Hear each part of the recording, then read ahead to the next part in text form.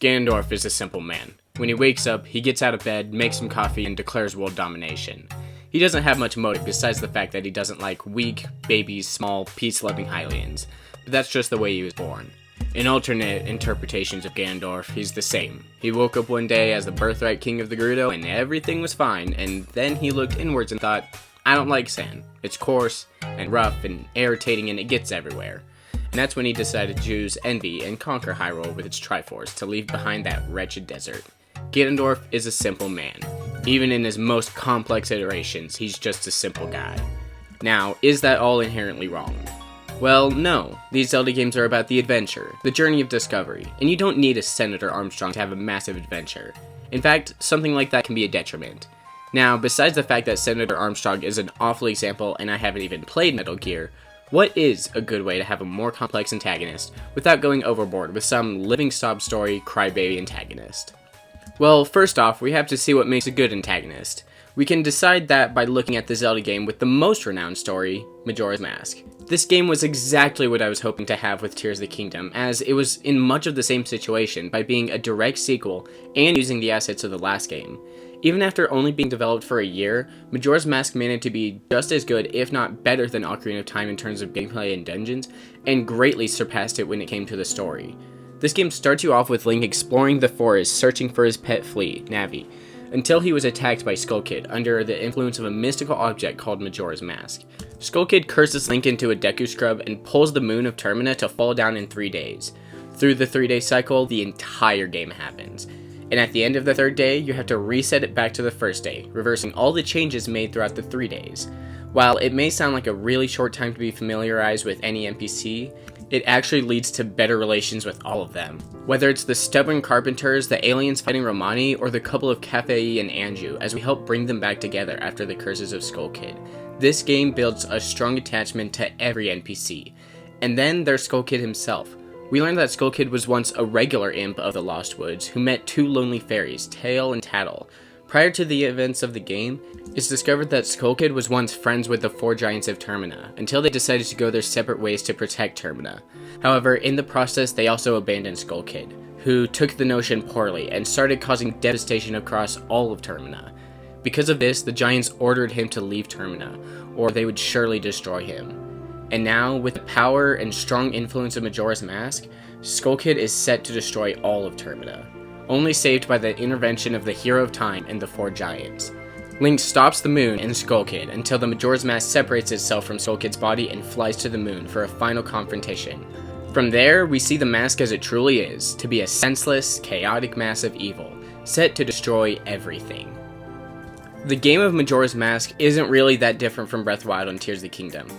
They all mostly tell their stories outside of the main quests, and at times you have to actively search for a story to find it. But there's one way the Breath of the Wild and Tears of the Kingdom are incredibly different from Majora's Mask, and that's the character of the, characters.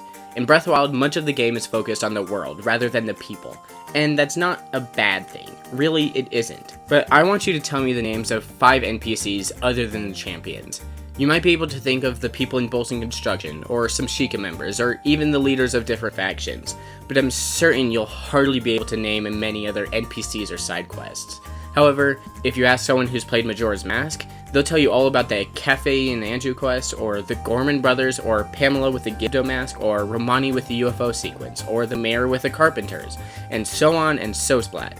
Some of these are required, but others are so out of the way that surely no one would do it. And yet, because of how they were made, they can endear even the laziest of players. And Breath of the Wild structure is followed through to Tears of the Kingdom as well.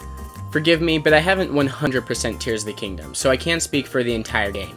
But when it comes to Ganondorf, without spoiling anything, we come to know him as a man with nothing but treachery in his heart, with his only goal in life to eradicate all peace and safety, to force radical Darwinism and force his rule on everyone of the land. Now, if you've been paying attention, Majora's Mask itself doesn't seem very different from this. In fact, many villains in Zelda are the same. From Demise to Vadi, they all act in violence without real cause, other than the cliché power-hungry monster. So why is Tears of the Kingdom Ganondorf any different? Well, if you've gotten this far, I hope you'll consider subscribing, since only 10% of my viewers are subscribed. But without any more interruptions, why is Ganondorf different? Well, Forgive me, but to answer that we need to look at another Zelda game that is incredibly special.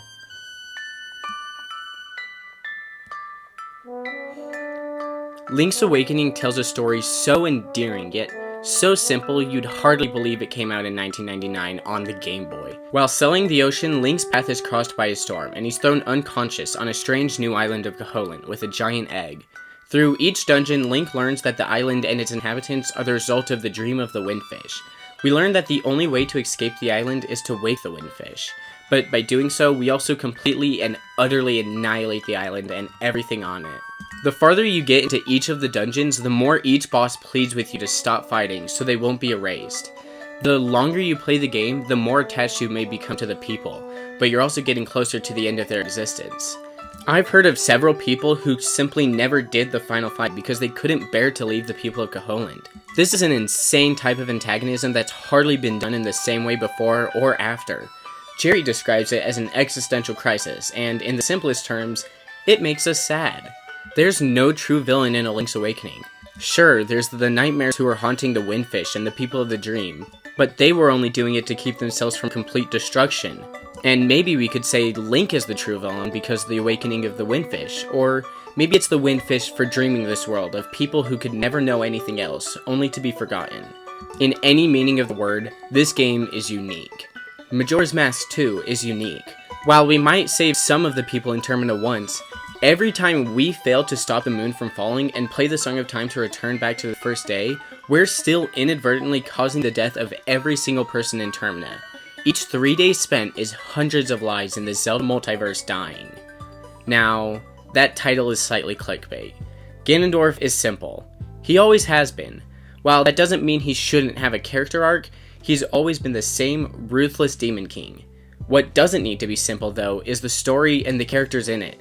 Ganondorf's simplicity doesn't facilitate the complexity of the world needed this time around. In the past, we've known the Zelda franchise to be a forerunner in game design, and Tears of the Kingdom is no exception to that with the ingenious fuse powers. But throughout the entirety of both Breath of the Wild and Tears of the Kingdom, there was no sense of urgency or danger posed by the threat of the land. Even with each Blood Moon, they feel like an announcement of danger, but without any true repercussions.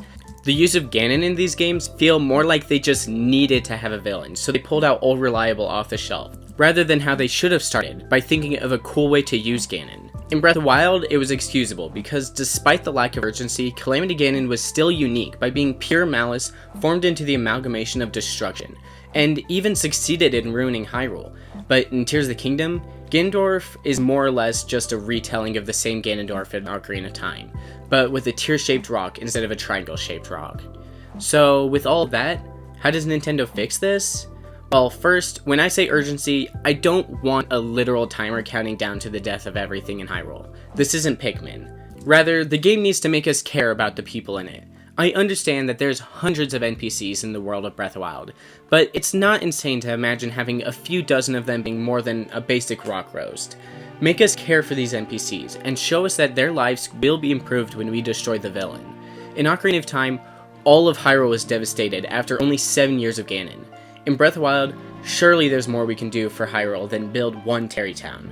There should have been Terry Towns across the entire map. Not literally, but hopefully you get what I mean. Next off, I think it's time for the retirement of Ganondorf. They've shown Ganondorf to not have much room for creativity, and I've come to understand that he doesn't need complexity. Ganondorf feels like he's only used for fan service, and I'm not saying they should completely stop using him forever, but I think he needs to take a hiatus, and if he does appear, keep him as a secondary villain, something like A Link Between Worlds. Ganon was there, but it was more in form than in character. The true villains of that game were the people of Lorule, but they used the form of Ganon to exercise his power. Zelda is an endless franchise with the ability to tell stories of anything they want, and it feels like they're limiting themselves with Ganondorf.